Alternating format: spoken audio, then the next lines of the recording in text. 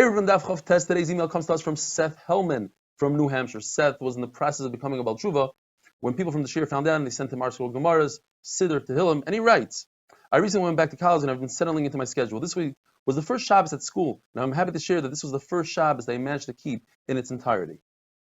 Mazel Tov, Seth. From using the dorm bathroom in the dark to waking up late for davening because I forgot to turn on my phone's Shabbos alarm.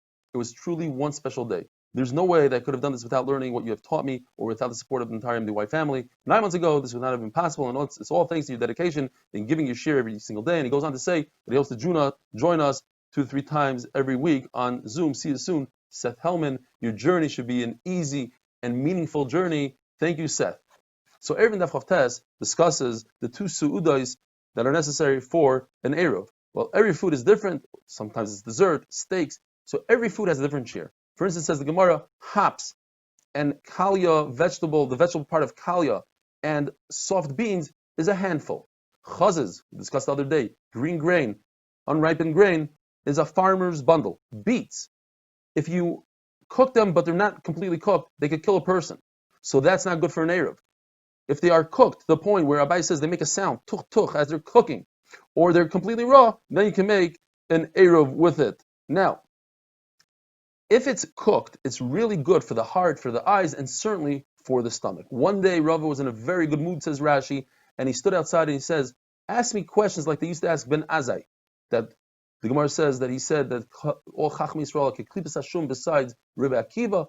So one of the Talmidim asked him, how many apples is necessary for an Eruv? So Rav, in order to sharpen him, said, who told you that you can make an Eruv from apples? Says the Talmud, have a great raya. It says in the Mishnah Me'ilah that there are 3 things that you could combine different foods. One of them is an Eruv. You could combine 3 to 4 different types of food for the Suda. It doesn't have to be the same type of food. There's a halacha that if a person eats a food that's tameh, he's not allowed to eat truma if he's a kohen. How much food? 2 eggs worth, a half of a pras. And that an egg is mitama, how much? What is it? Different types of foods could combine for that egg's worth.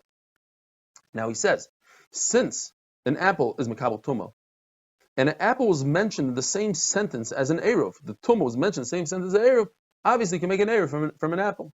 Very good. We learned the other day about Meiser Sheni. Meiser Sheni, you take for yourself 10% on the 1st, 2nd, 4th, and 5th year, but on the 3rd and 6th year, you take Meiser Ani, 10% for the Ani. The Brisa and the Mishnah describe that you can't just give anything you want to the Ani. It has to be something significant.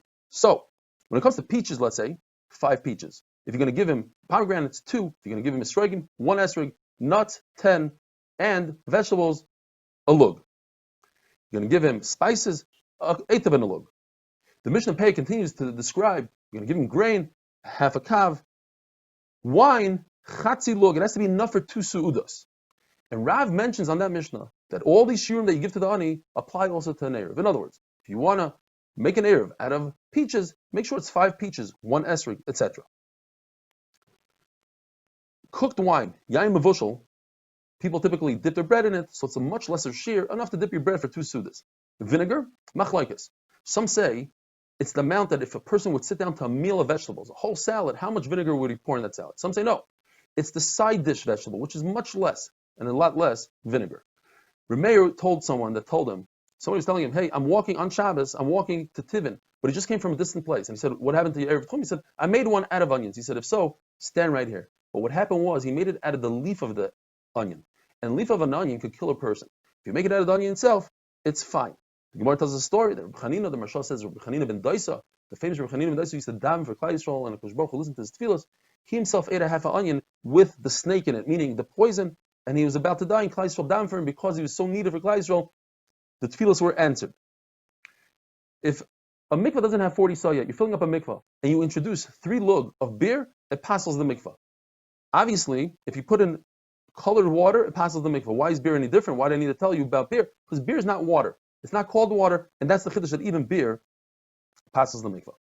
To be over on Hitzon Shabbos, it has to be a significant thing, and therefore, when it comes to wine and beer, the amount of beer that you need to be over on Hitzon is 4 times the amount of wine. For wine, it's 1/16 of a kav. For beer, it's 1/4 of a kav. Yet when it comes to Eruv, you don't have that kind of difference, because people use beer for sustenance. They'll drink a cup of beer in the morning, a cup of beer in the evening. That's all they eat during the day. So therefore, it's chashiv for 2 meals. Rav Yosef says that when it comes to dates, the shear is a kav, 2 dozen eggs worth. How does he know it? Because when it comes to dried figs, it's a kav. And dates have more importance than dried figs. How do I know? Because if a person eats truma by mistake, he eats a dried fig and he pays back. With dates, tavayel of bracha. It's a great thing, he gets a bracha. So you see that dates have more importance. Abai says not necessarily so. Perhaps figs have more importance.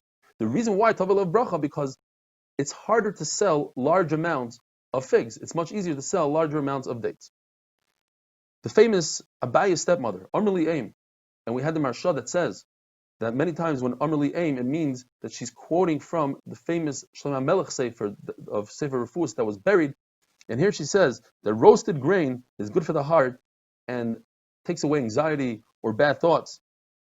And she also said that if somebody has a weak heart, he should eat meat from a ram's right thigh and take some dung from a cow that was deposited in Nisan. And if you can't have that, you should roast it with a willow twig and drink wine that's diluted. Have a wonderful day.